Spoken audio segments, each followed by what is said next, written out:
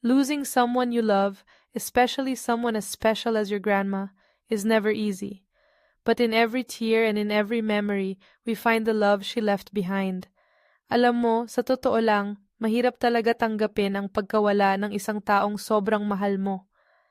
Pero lagi nating tandaan, hindi sila talaga nawawala sa puso natin.